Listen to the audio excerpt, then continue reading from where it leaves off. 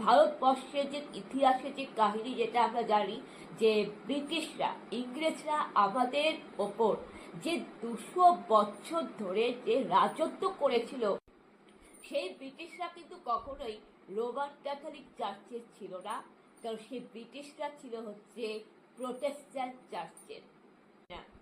ইংল্যান্ডের খ্রিস্টানরা, ব্রিটেনের খ্রিস্টানরা, ফ্রান্সের খ্রিস্টানরা কিন্তু ওরা মাতা মেরিকে বিশ্বাস করে না, মানে প্রভু যিশুর মাতা মারিয়ামকে ভক্তি করে না। এমনকি ওরা কিন্তু বাইবেলের ওল্ড স্টেটমেন্ট, যেটা পুরাতন নিয়ম, সেটা পড়ে না। মানে বাইবেলের দুটো ভাগ রয়েছে, একটাকে বলা হয় ওল্ড স্টেটমেন্ট, যেটা হচ্ছে পুরাতন নিয়ম, আরেকটা ভাগকে বলা হয় নিউ স্টেটমেন্ট, যেটা হচ্ছে নয়া বিধান। ওল্ড স্টেটমেন্টটা কি? ওল্ড স্টেটমেন্ট হচ্ছে ইহুদি ইসরায়েলি জাতি, ওল্ড স্টেটমেন্ট হচ্ছে গ্রিক পুরাণ। ওল্ড স্টেটমেন্টে তুমি পাবে সামবেদ, ঋগ্বেদের কিছু মিল পাবে ওল্ড স্টেটমেন্টে। ওল্ড স্টেটমেন্টের পরে নিউ স্টেটমেন্ট শুরু হওয়ার আগে মাঝখানটাকে বলা হয় জরাষ্ট্র বা পার্সি, অর্থাৎ আমাদের বাইবেল ইহুদি ধর্ম, পার্সি জরাষ্ট্র ধর্ম, বৈদিক ধর্ম, গ্রিক পুরাণ নিয়েও কিন্তু আলোচনা করে, পরিচালনা করে। আর নিউ স্টেটমেন্টের পরে গসপেল যখন শুরু হয়ে যাচ্ছে, প্রভু যীশু খ্রিস্টের বাণী, প্রভু যীশু খ্রিস্টের শৈশবকাল, প্রভু যীশু খ্রিস্টের জীবন কাহিনী, প্রভু যীশু খ্রিস্টের জীবন কাহিনী। কিন্তু ইংল্যান্ডের মানুষরা প্রভু যীশু খ্রিস্টের জীবন কাহিনী থেকে শুরু করে, তারা কিন্তু ওল্ড স্টেটমেন্ট পুরাতন নিয়ম মানবে না। ইংল্যান্ডের মানুষরা কিন্তু ইহুদি ধর্ম, পার্সি ধর্ম, একেশ্বর বা দ্বিতীয়াম, জরাসুদ্বাদ, সামবেদ, ঋগ্বেদ, গ্রিক পুরাণ, হিব্রু ভাষা, এটা কিন্তু এরা মানে না। কিন্তু আমাদের রোমান ক্যাথলিক চার্চ গোটা বাইবেলকে প্রোটেক্ট করে, রোমান ক্যাথলিক চার্চ গোটা বাইবেলকে মানে। রোমান ক্যাথলিক চার্চ ইহুদি ধর্মকে পরিচালনা করে, ইসরায়েলি ধর্মকে পরিচালনা করে, বৈদিক ধর্মকে পরিচালনা করে, প্রত্যেকটা সংস্কৃতি, প্রকৃতি, আদিবাসী সমস্ত সংস্কৃতিকে পরিচালনা করে।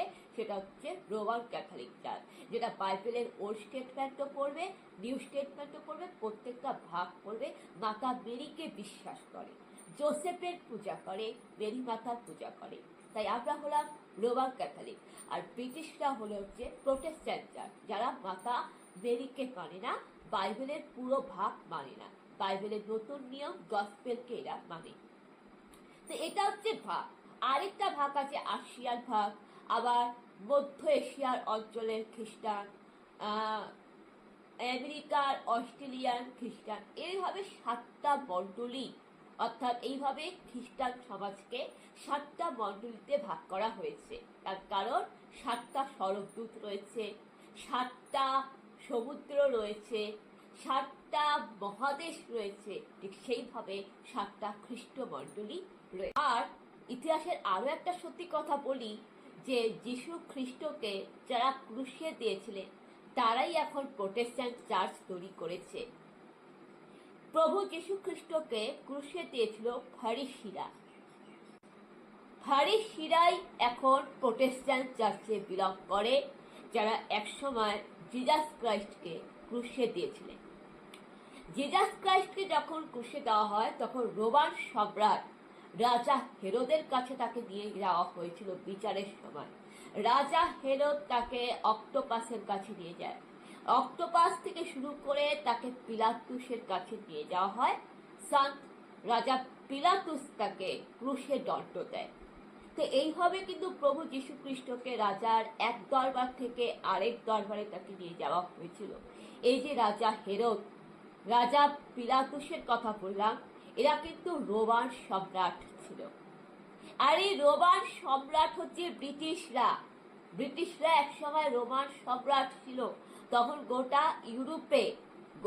ইউরোপে ইংল্যান্ড, ফ্রান্স, ব্রিটেন, ওই প্রাগৈতিহাসিক যুগের কথা বলি, যেখানে ওই সময় ইংল্যান্ড, ফ্রান্স, রোমান, যখন ইউরোপে যখন রেনেসাঁস আসেনি, ইউরোপীয় নবজাগরণ যখন সূচনা হয়নি, রেনেসাঁস আসেনি, সেই সময় গোটা ইউরোপ মহাদেশে কিন্তু রোমান সাম্রাজ্য ছিল। রোমের সম্রাটই একাই 100 ছিল, রোমান সম্রাটই রাজত্ব করত গোটা ইউরোপ মহাদেশকে শাসন করতো রোমান সম্রাট। ওই রোমান সম্রাট আর ফরেন কিন্তু রোমান সম্রাটের দাঁড়ি করতো। এই ফরেন কারা? যারা এখন ব্রিটিশরা, ইংরেজরা, এদেরকে বলা হতো ফরেন।